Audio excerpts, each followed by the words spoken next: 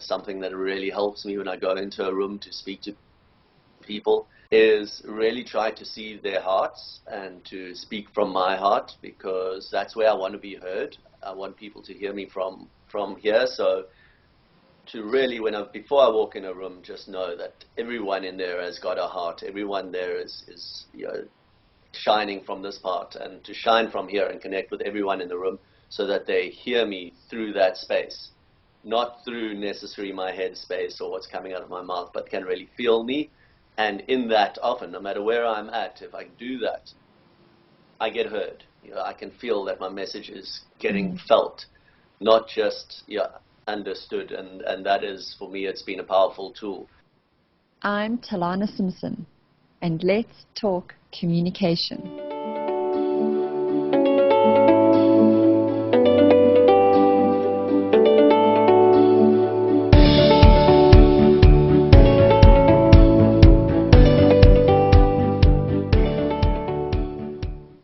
Tony Budden is pioneering an industry, and to do that he's needing to change many mindsets. He speaks often on camera and to audiences about industrial hemp and its application in Africa. Tony is a partner in Hemporium, South Africa's premier hemp company, and he is also involved in environmental issue awareness.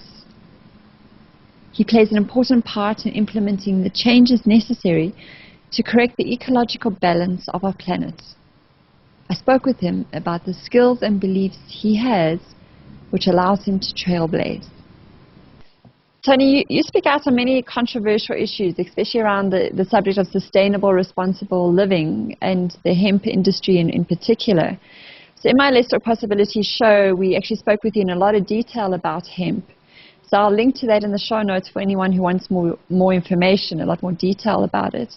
But for today, though, just maybe to provide the context of our discussion around, trailblazing and that today, perhaps you could just share a bit about what hemp is, why it's such an important resource, and yet why it's so still prohibited.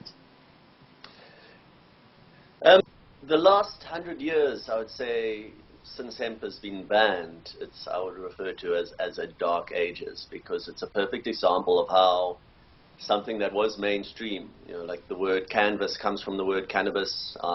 In Afrikaans word for shirt is hemp.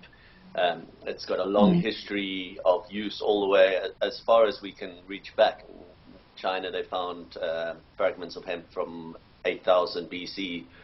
So it was something that was really mainstream and then got hijacked and maligned and made into something that was referred to as alternative, or even the devil's weed, the evil plant, by the synthetic industry and by the new industry. Nylon was invented in 1935, I think it was, and hemp was made illegal in 1937.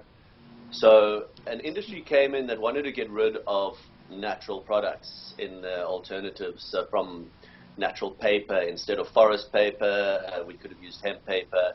Instead of nylon, we could have been using hemp twines.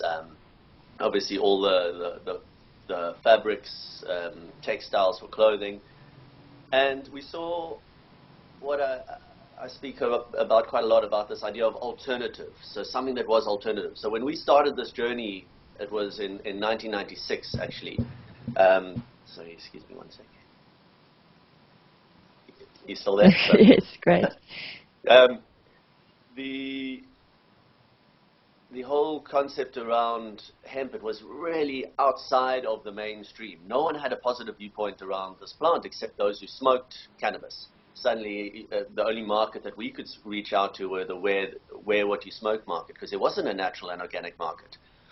And we, as we learned more about this plant, started seeing, hold on, here's something that has your ability to provide building materials, to provide food, to provide textiles, provide fuel. And we looked at how society viewed this plant, and we thought, okay, well, we've got a lot of educating to do. Because when did nature go to being the alternative? At that stage, people were like, oh, that's alternative, it's hippie, we're not going to look at it. Something has shifted, though, recently, where people are starting to see, hold on, we need the alternatives. We need to change the way we're moving, and that's been great, and that's through a lot of hard work, through people pioneering sustainable lifestyle and saying, look, we have to make a change. We have to move back towards natural building materials, natural medicine, natural textiles, because what's the problem with the synthetics is obviously they last too long. They last too long in our body. When we take synthetic medicine, they get stored in places where they shouldn't be. When we eat synthetic food, our body doesn't know how to process it properly, so it gets stored. The body doesn't always flush it out. Gets put. Might need this for later. When we use synthetic textiles or ropes or twines, they last too long, way longer than their usefulness, so they end up floating around in the ocean. So the nice thing about nature is it's constantly in cycle.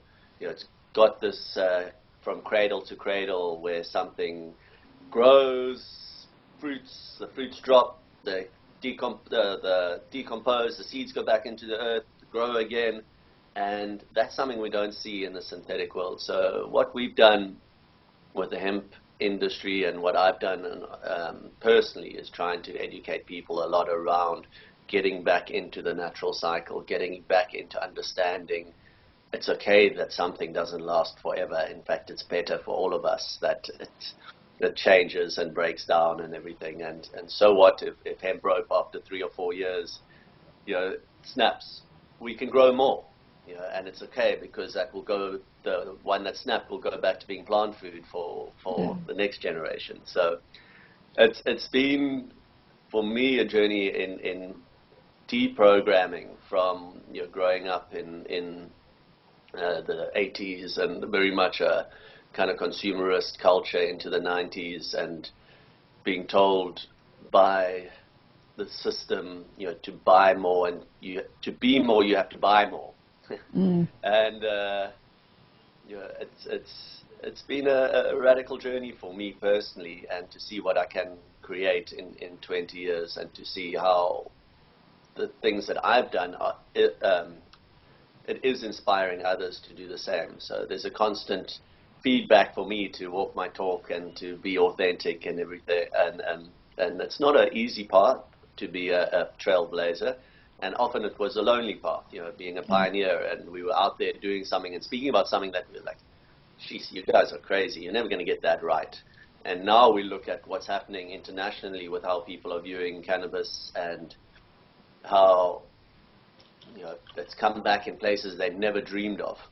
The authorities or the powers that be have tried to get rid the planet of this plant. They've spent more energy, more effort in this war on nature to try to get rid of cannabis, and it's just coming back in places they never expected. Right now, this is a hempcrete wall behind me. I'm sitting in a hemp house, my feet are on hemp carpets. I'm wearing hemp. I've just had a smoothie with hemp seeds in it, and now the medicine side is coming out, where it's, like at first they thought it was just maybe for nausea and pain, and now it's coming out anti-cancer properties. Epileptic children are being saved by it. You can't fight nature. Nature will find a way, and it's been fantastic to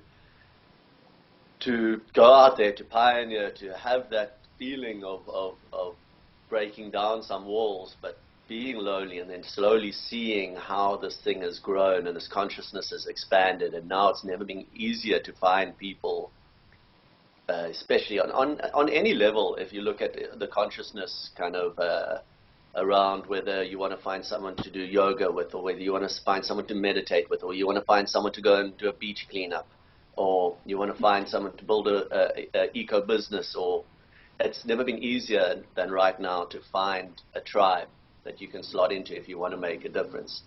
The key is wanting to make a difference and getting people to want to make a difference, because first of all, they have to take responsibility for their part in the pollution or the problems that are happening.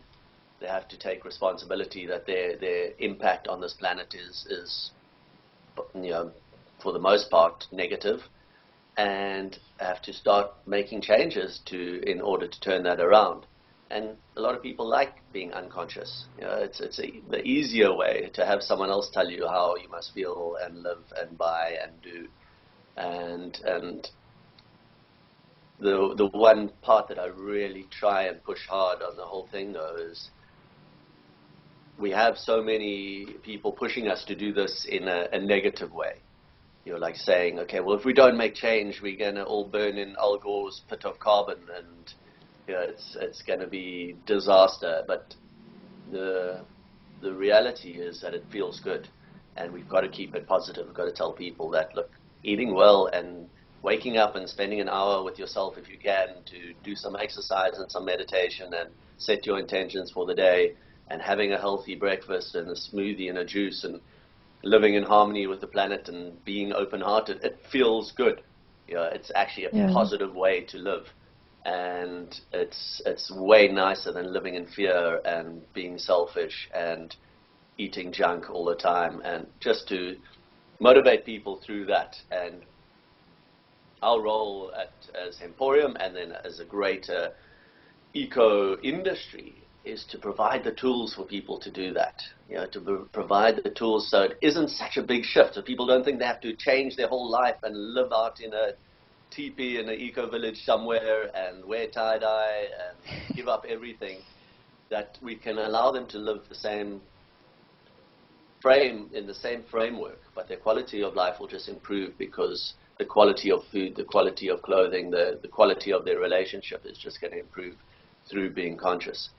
So yeah, that in a hemp shell. In a hemp shell. I do tend to get going on the flow. So no, it's just so interesting, because it sets a nice context in for our discussion. So maybe just one question, just to ask what some of the latest developments are, because since we last spoke, the Western Cape government, I think, had given you permission to actually do a plantation of hemp to start, proving its effectiveness and your usefulness. So just where are you in the process of that? It's actually the national government, so we were part of what's called a commercial incubation research trial. So we commissioned a farmer to work with us to grow 2 hectares of hemp under a license from the Department of Health.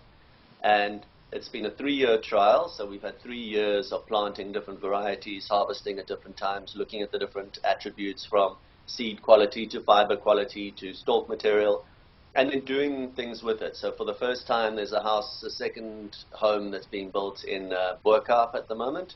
We're using some South African hemp, because our house, we didn't have South African hemp at the time, so we had to use imported hemp from France.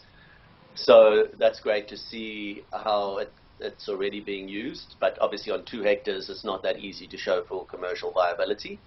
So we now take our report from the 3 years, we submit it to them, it goes into a legislative process where they will look at the report, look at the feasibility, put it out for public participation, and then go through the process of changing the law. And so that can take, they're telling us, anything from a year to 2 years. So we're looking at 2017 to have commercial hemp in this country, which is, we're on the path. Yes.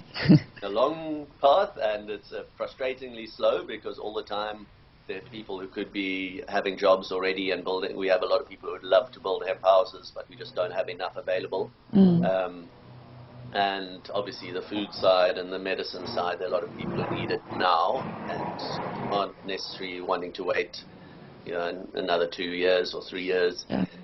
So there's one other thing that might happen that could speed things up, is next year there's a constitutional court challenge on the laws around cannabis as a whole. If you want more info on that, there's it's the Dacha couple, and it's dachacouple.co.za. And the press gave them that name. They were a couple in the movie industry in Joburg who got busted for possession, and they decided to fight the laws and say the laws are unjust against this plant. And they're fighting it on 4 different platforms. One is industrial, where I come in.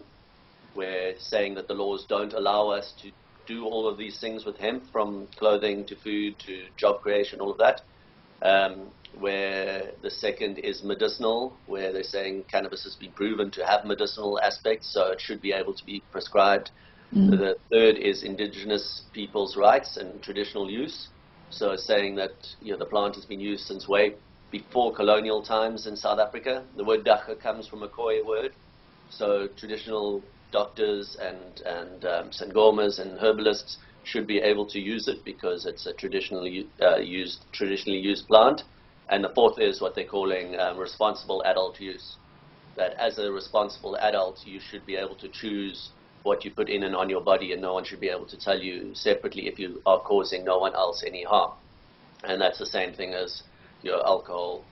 Not all of us have a problem with alcohol. Some people do, but still it's up to the responsible adult not to go down and buy a bottle of straw rum and drink it in one go and kill ourselves. That option is available to us, but we don't do it. So it's the same thing they're saying with cannabis. Look, it's the war on drugs has been a massive failure.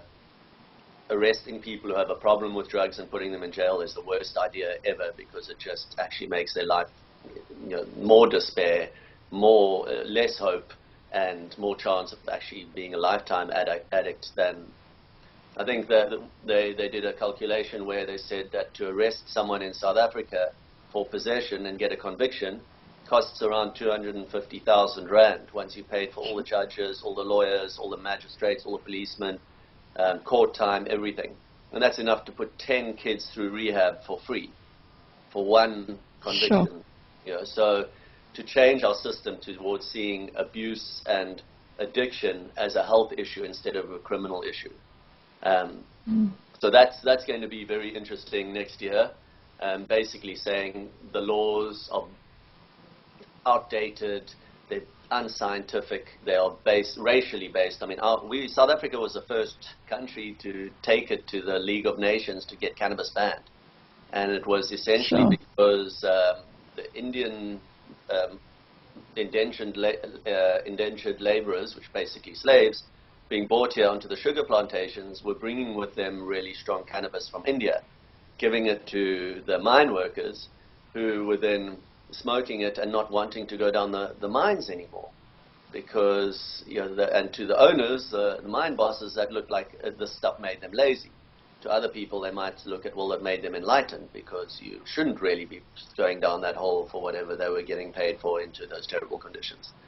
So we took it to the League of Nations way before America banned it, way before England banned it. And so the idea is that it started here, we should end it here, and just really look at modern science regarding medicinal, regarding industrial, regarding traditional use, and then regarding the failure of this war on drugs, and how prohibition actually causes more ill, more damage than a more rational, health-based approach. Sure, well, that's a great update on what's happening. So I mean, that puts, on the table then the kind of industry that you are trying to pioneer, as well as some really interesting and very set mindsets that need to be changed. So how are you finding that challenge personally of having to deal with continually changing people's mindsets? With the hemp side, which I'm mostly working, it's a little bit easier, even though the stigma is huge, but it's in the physical realm. So when I put a piece of hemp chipboard and some hemp fabric and some hemp insulation and the seeds and show people my hemp surfboard and the hemp house, it's very easy because people can touch it and feel it. It's tangible, and it's quick to change that paradigm because they can feel it's got value. So if they're coming to me and they've got this idea that cannabis is smoke, it's a drug, it's got no value, it's the devil's weed, it's quite easy for me in that one-on-one process when I'm engaging with someone to turn them around by just getting them to touch and feel something. Yeah, that's the tangible, the reality. It's a gift with the hemp. The other side, the bigger picture of prohibition, of medicine, and all of that, that's a little bit harder because people have such a fear of this plant because how it's been demonized, and the idea of getting people to think, okay, well, I can see the benefit in all the building stuff, but you're going to grow it now, and couldn't it be abused? Will people smoke the field that you're growing? And then it's a whole nother education side of understanding that your industrial cannabis is different from medicinal cannabis. It's different varieties. The industrial varieties, most of them have no drug value at all. And also they are, one is horticulture, medicinal and recreational use is usually looking after each individual plant, trying to get maximum potency. And the other is agriculture, where you're looking after fields of plants, trying to get maximum yield for fiber or seed or stalk material. So it's two separate streams. The kind of farmer who wants to farm for fiber is not the same kind of farmer who's going to set up the greenhouse to grow for medicinal potency. So that takes a rational debate, and it takes a bit of time, because this stigma and this irrational fear of this plant, I call it canophobia. Yeah, that some people just, they'll never, I'll never let anyone near that plant. I'll never support legalization. I'll never, and that you've got to have that one-on-one as much as possible, because it's deep. It's 100 years of programming, of being told that this thing is going to, it's from a gateway drug to, like your kids touch it and that's it. They're out of school. They failed. They junkies for the rest of their lives. So it's a lot of education. A lot of the time, it's also taking the risk to step out of the green closet. And to be there and be in your authenticity and say, look, I believe in this, and I'm willing to spread this message, and that's been quite hard because of the illegality associated with cannabis. That some people are like, well, look, I'm not going to say I support it in any form, because people may think that I'm supporting it for that kids should be able to smoke it, that kind of thing. Yeah. So I think by having conviction, having a faith in that what I'm doing is right, being able to show with physical examples, being able to walk my talk, which is the challenge. That's really. It's something that comes up again and again for me, is authenticity. We talk a big talk about what we can do, but being able to actually put it into practice, and that's with any teacher, anyone who is pushing a new way. They'll have that challenge.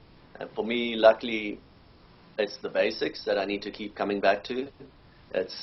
I work in the physical realm, where I'm working with farming and building and nutrition and all of that. So my challenges are to keep that part of me really in sync, to do my physical practice, to keep healthy, to keep exercising, to keep moving, to eat properly. That then forms my base to be able to educate others. For some teachers, it's a different realm. If I was teaching about meditation and transcendence and everything, then there are other basics and practices that you would have to put in place to make sure you're holding that space for others. So a lot of it is your personal practice. And unfortunately, that doesn't always come naturally to us in the Western mindset. The daily practice, the daily doing what you need to do to support your journey. And then, as you say, be an example, so walking your talk.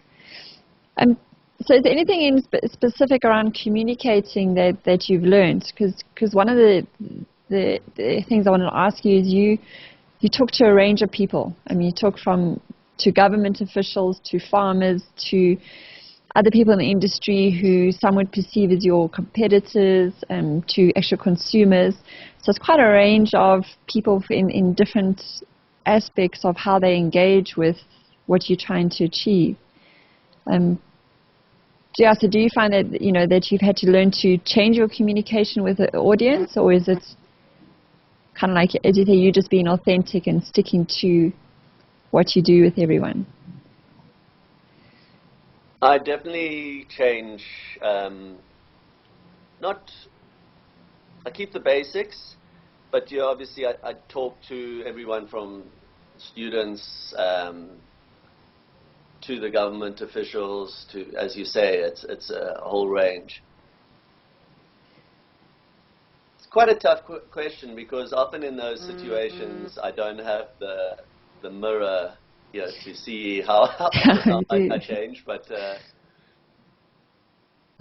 you've got to understand your audience, obviously, and you've got to.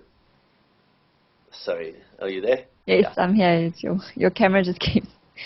No, sorry, I'm just having to power up. I was running the power there, so that's fine. Once you understand the audience, you're going to have I would say, an accent, or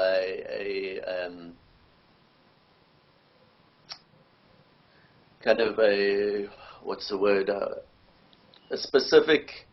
Not a specific language, but maybe just a narrative that you would follow in certain places. I mean, obviously, I'm not going to treat the 20-year-old students as the same as I would if I went into Parliament, because they wouldn't respond to that kind of rigid, factual.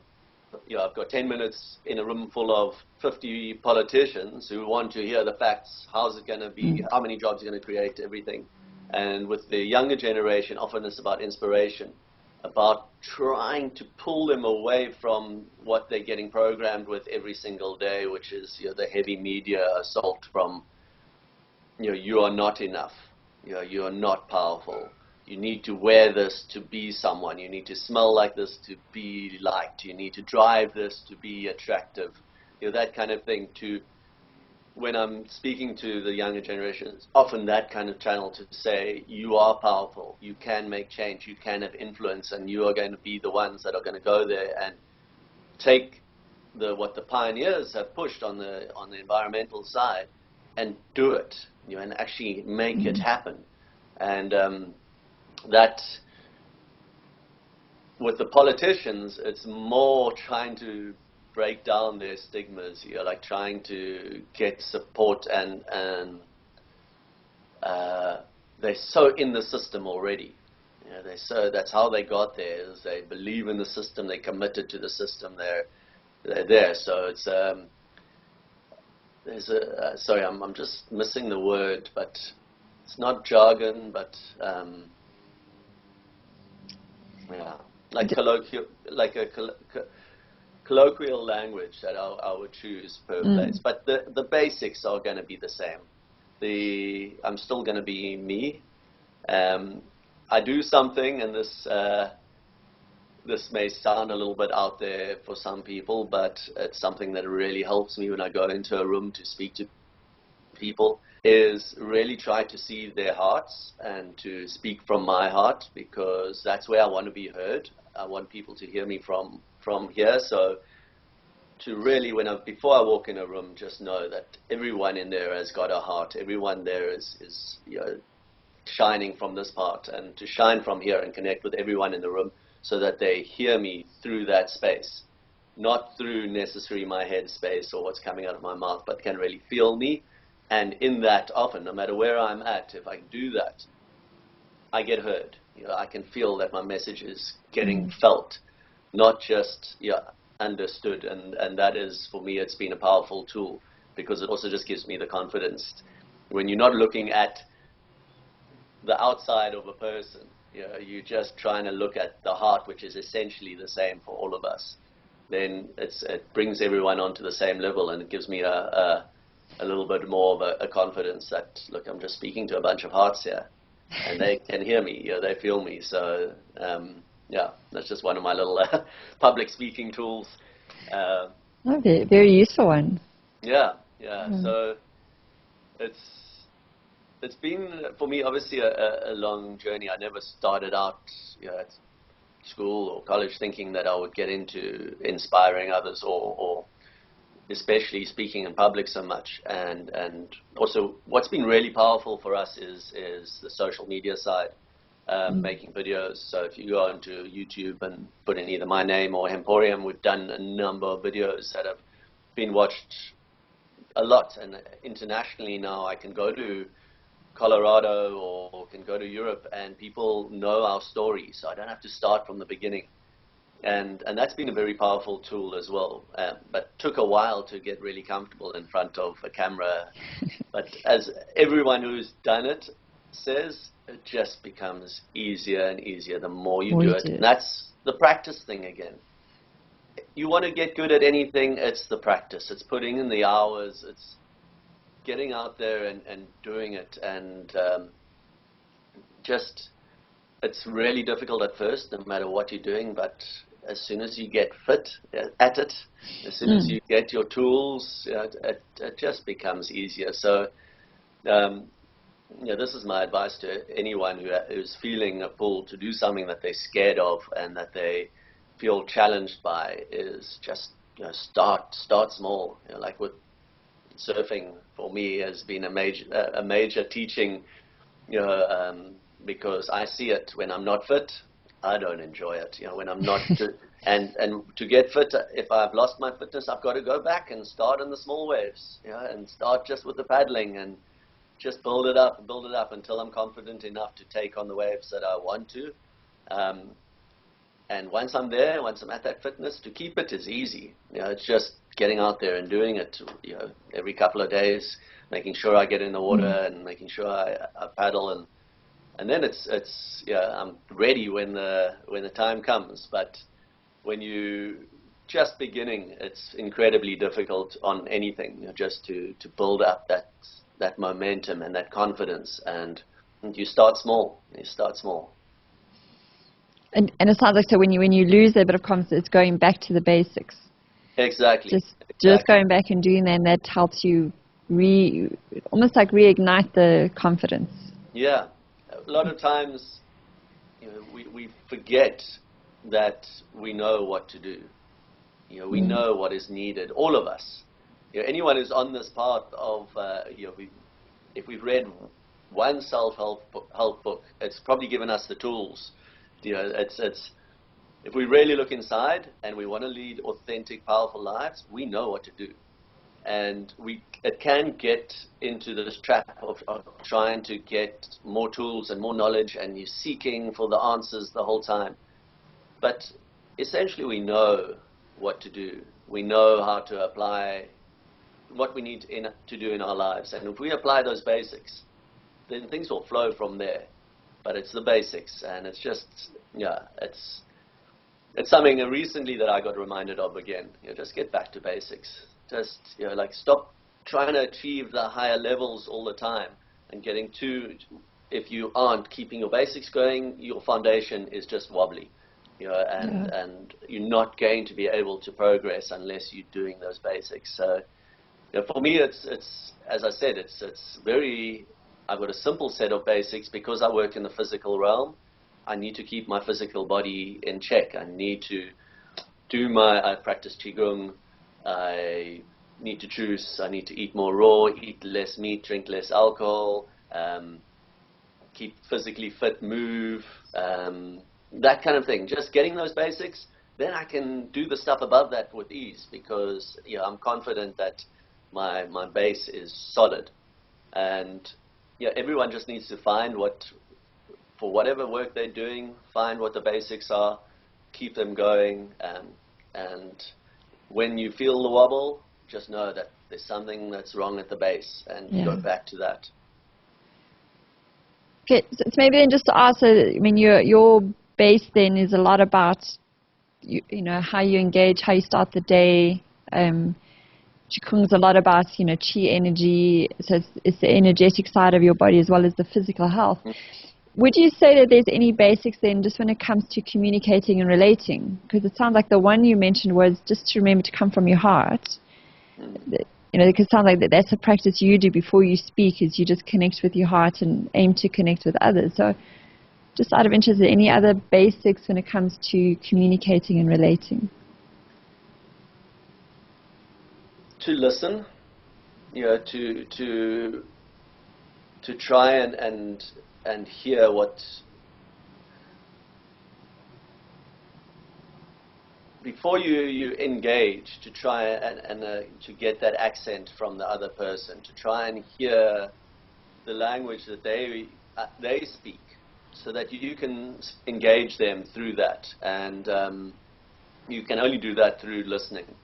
So often you want to just be able to give your information, you've got something to say, but the return is not as easy for most people, is to actually hear what the other person is saying to you, to actually be able to accept that and to see the mirror. That is something that I've had to learn.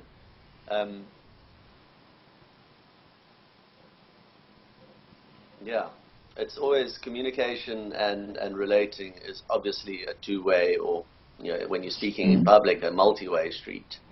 So really to just try and understand the other person, the other people, and not just download information on them, because often that they don't hear it either, because they're thinking about what they want to add, and they constantly think, okay, well, when I get a chance, when this pause comes, when this guy actually stops speaking, I want to say this. And if you don't give them that opportunity to say that, they're not hearing actually what you say.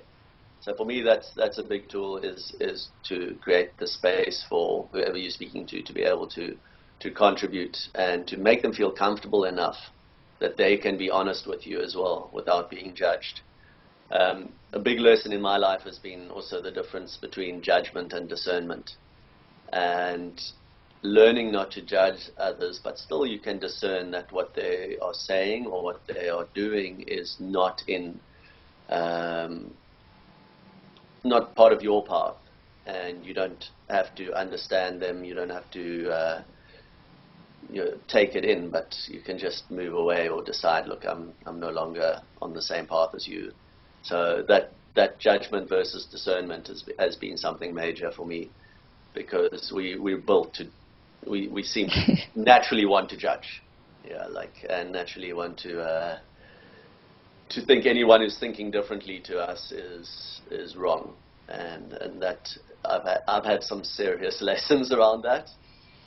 Took me a while to get it, and it's still, again, something that I need to put into practice all the time, is less judgment. And I'm lucky I'm born with a fairly objective mindset, so I do try and empathize with people that I'm speaking with or relating to, and try and look at it from their perspective as well. But that can also be a problem sometimes, because I need to also set boundaries. And that's important in relating, is the boundary setting.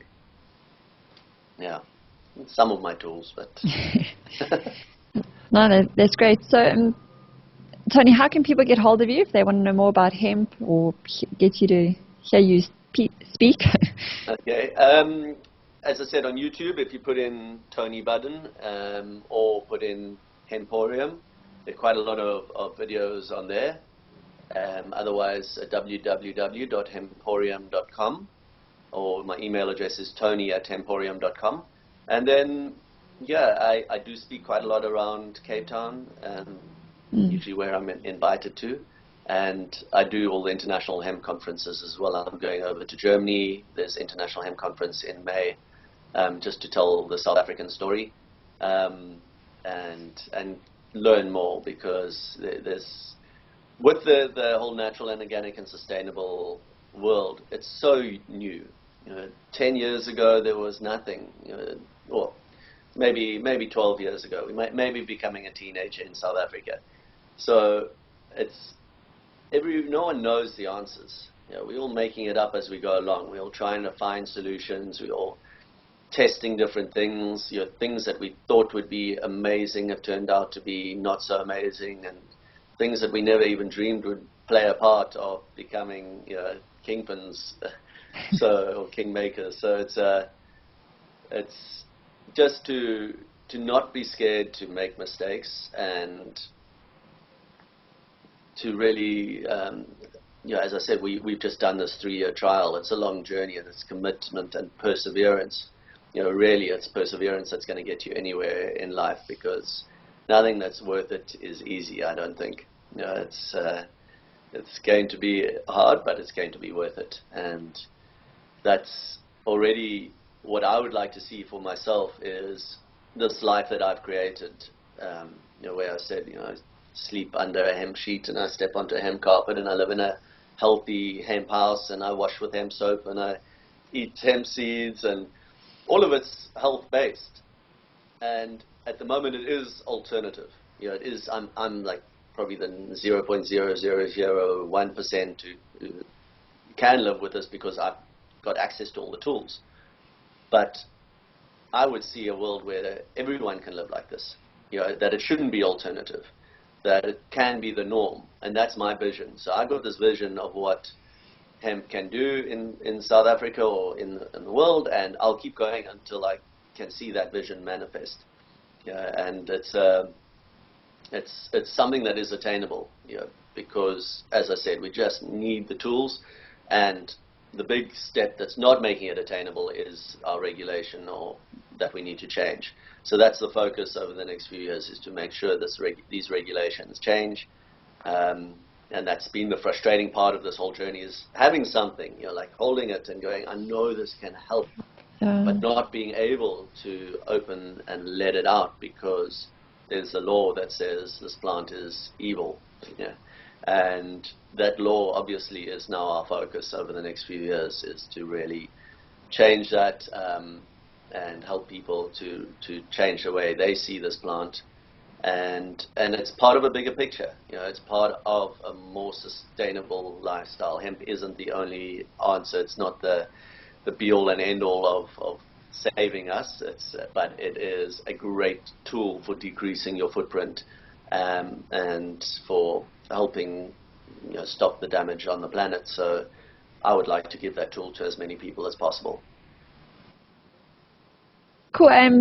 Is there anything else you'd want to add? I mean, I think to me, you summed up everything I wanted to ask. So, but just possibly just like that we need the support from the people. The more people who buy hemp and support us, the more work we can do.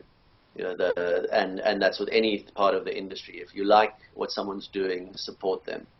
Our spending power is the biggest power that we've got when it comes to the consumer or kind of retail space. So stop supporting people who you don't like their practices, and support those who you think are doing things right.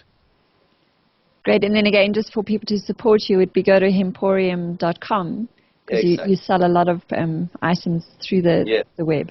Yeah, absolutely.